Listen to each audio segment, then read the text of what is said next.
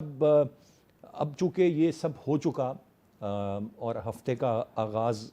اس programme سیاست اور سچ کے لیے ہے، تو میں چاہوں گا ذرا تھوڑا سا تفصیل سے ہم آ جائیں کہ یہ کس طریقے سے ایک دم معاملہ بنا۔ گزشتہ ہفتے تک اس کی کوئی چانسز نہیں تھے، پھر اچانک سے ان کی جیل سے منتقلی، ان کو اسپتال لانا، یہ احکامات،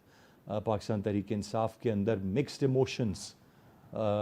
کہیں پر جشن اور کہیں پر بے چینی، یہ دونوں ہم نے دیکھی۔ اور پھر سارا کچھ ہونے کے بعد آج صبح یہ پتہ چلا کہ وہ تو جیسے ماضی میں ہوتا آیا ہے، دوبارہ سے پیمز میں ان کا معائنہ ہوا اور واپس چلے گئے جیل۔ تو وہ جو سب جیل قرار دینا، علاج ہونا، وہاں رکنا اور ریلیف کی طرف آگے بڑھتے جانا یا کوئی قدم ہونا یا مبینہ ڈیل کا ذکر ہونا، یہ ساری باتیں اب ہم اس وقت جب بات کر رہے ہیں تو دم توڑ چکی۔ دیکھیں، بات یہ ہے کہ جب بھی کوئی ایسی بات ہوتی ہے، کوئی ریلیف ملتا ہے جسے کہہ لیجیے گا، تو عام طور پر ہم اس کو بہت دور تک لے جاتے ہیں۔ ہم مثلا یہ کہنا شروع کر دیا کہ بنی گانا لے جایا جائے گا انہیں، ہم نے یہ کہنا شروع کر دیا کہ اس کے بعد یہ ملک سے باہر چلے جائیں گے، ہم نے یہ کہنا شروع کر دیا کہ یہ ساری بات اس لیے ہو رہی ہے کہ عمران خان کے ساتھ ڈیل ہو گئی ہے۔ دوسری طرف سے یہ کہا گیا کہ یہ سب اس لیے ہو رہا ہے کہ یہ لوگ عمران خان سے ڈرے ہوئے ہیں، اور ڈرے ہونے کی وجہ سے انہوں نے ہاتھ پاؤں جوڑ کر ان سے ریکویسٹ کی ہے عمران خان سے، خدا کے لیے آپ ہمارے لیے ہمارے ہاتھ پہ رحم کرو، اور عمران خان مان گئے ہیں، بالآخر مان گئے ہیں، اور وہ اب ملک سے باہر چلے جائیں گے اور کچھ سیاست نہیں کریں گے۔ یہ ساری کہانیاں اس کے بعد گڑھ لی جاتی ہیں، سنا دی جاتی ہیں، بتا دی جاتی ہیں، جبکہ میرا یہ کہنا ہے، اور بڑے کلیئر لفظوں میں کہنا ہے، پہلے دن سے کہہ رہا ہوں، آپ کے چینل پہ بھی کہہ رہا ہوں، آپ سے گفتگو کرتے ہوئے کہا ہے کہ آسان نہیں ہے عمران کا باہر آنا اور ایک آزاد زندگی گزارنا۔ وجہ یہ ہے کہ اس کی لڑائی کسی سیاست دان سے نہیں ہے، اس کی لڑائی فوج سے ہے، اور اس نے سارا جو نیریٹو بلڈ کیا ہے وہ فوج کے خلاف بلڈ کیا ہے۔ اور فوج میں بھی اس کا مسئلہ یہ ہے کہ اس نے صرف فوج سے نہیں بلکہ فوج کے جو آرمی چیف ہیں ان کے بننے سے پہلے جب وہ آئی ایس آئی کے ہیڈ تھے تو ان کے خلاف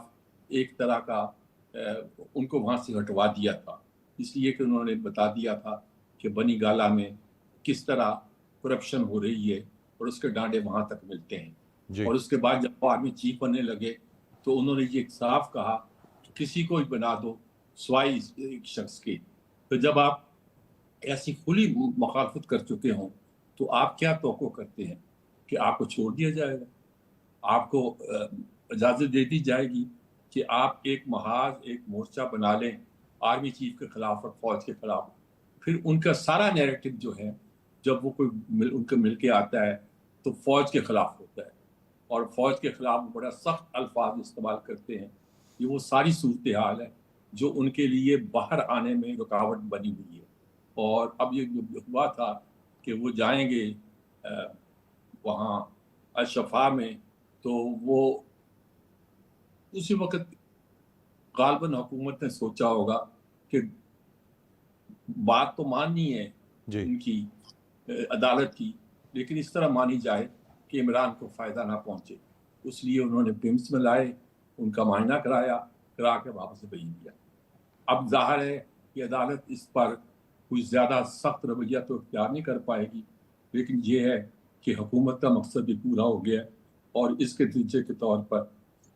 اب یہی کہا جا سکتا ہے کہ عمران کو لایا گیا، اس کو چیک اپ کرایا گیا، اس کو واپس چھوڑ دیا گیا، یعنی کہ حکومت بھی جیت گئی، عدالت کی بھی لاج رہ گئی، اور یہ وہ چکر ہے جس میں باقی ساری کہانیاں بہت ہی دم توڑ گئیں اور دم توڑ جائیں گی۔ تو یہی میں کہہ سکتا ہوں خلاصے کے طور پر،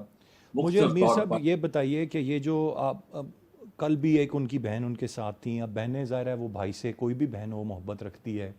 اور ظاہر ہے اس کو تو افسوس بھی ہوتا ہے اگر قید تنہائی میں ہو اس کسی کا بھی بھائی ہو۔ بہرحال سیاست ایک بڑا مختلف معاملہ ہے، پریس کانفرنسز کرنا، کتنے نپے تلے آپ نے بیانات دینے ہیں، بات کو کس طرح سے کہنا ہے، اس کے لیے ظاہر ایک سیاسی ٹریننگز ہوتی ہیں، وقت گزرا ہوتا ہے آپ کا سیاست میں، اور پھر آپ یہ تمام تر چیزیں کر سکتے ہیں یا میڈیا کے سوالات کو ہینڈل کر سکتے ہیں۔ آپ نہیں سمجھتے کہ لائم لائٹ میں یا فور فرنٹ پہ ان کی بہنوں کا آ جانا، ان کی ایک بہن کا ماضی کا انٹرویو ہے، آج ایک بہن کی پریس کانفرنس ہے، اس سے پہلے علیمہ صاحبہ متحرک تھیں، یہ بہت زیادہ جو پورا کا پورا پی ٹی آئی کا معاملہ ہے اس کو نقصان اس ناتجربے کاری کی وجہ سے، سیاسی ناتجربے کاری کی وجہ سے پہنچ رہا ہے، کیونکہ جذبات کا بہت عمل دخل رکھ کے آپ بات کر رہے ہیں اور آپ کو نہیں پتہ کہ آپ کس کو کہاں پر چوٹ پہنچا رہے ہیں، اور آپ اپنی ہمدردی سمیٹنے کے بجائے شاید زیادہ مخالفت پیدا کر رہے ہیں۔ یہ آپ درست کہہ رہے ہیں، لیکن اس میں لگتا ہے، شک پڑتا ہے مجھے کہ شاید عمران کی کنسنٹ شامل ہے، وہی اپنی بہنوں کے ذریعے سخت نیریٹو ہے جو بیان کرنا چاہتا ہے۔ دوسرے لوگ تو کرتے ہوئے چاہتے ہیں، غالباً وہ سوچتے ہیں کہ اس کا عمران کو بھی نقصان پہنچے گا، ہم کو بھی نقصان پہنچے گا، وہ ہٹ جاتے ہیں۔ لیکن بہنیں بیچاری ہیں ہی بہنیں، ایک بھائی ہے ان کا، وہ جب اس کو کہا جاتا ہے کہ یہ کہہ دو تو وہ کہہ دیتی ہیں آ کے، اور اس کہنے کی چکر میں پھر دنیا بھر میں ڈیجیٹل میڈیا پر یہ باتیں آنی شروع ہو جاتی ہیں، جس کا نتیجہ یقیناً آپ درست کہہ رہے ہیں کہ اس کا نتیجہ عمران کو اس کی مخالفت میں ہی پڑتا ہے، اور اس کو قیمت ادا کرنا پڑتی ہے۔ اور اب ہر بار جب نکل کر آرمی چیف کے خلاف، آرمی فوج کے خلاف، پاکستان کے خلاف کبھی کبھی موقف اختیار کریں گے تو نتیجہ کیا نکلے گا؟ نتیجہ یہ نکلے گا کہ حکومت چاہے گی کہ آپ کی زبان بند رکھی جائے، اور زبان بند رکھنے کا طریقہ یہ ہے کہ آپ کی کم از کم بہنوں کو نہ ملنے دیے جائے۔ ایک بہن زیادہ بولتی تھی، اس کو ایک بار روکا گیا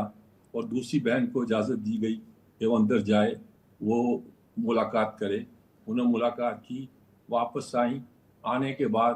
انہوں نے جو باتیں کیں یا عمران کے حوالے سے کیں وہ یقینی طور پر ایسی تھیں جس پر حکومت کو تشویش ہوئی۔ بالکل صحیح۔ نوین، اللہ ان کو میں یہ کہتا ہوں کہ ان کی حفاظت کرے۔ لیکن ان کا بیٹا بھی جیل میں ہے، حفیظ اللہ نیازی کی یہ وائف ہیں شاید، اور خود ان کے لیے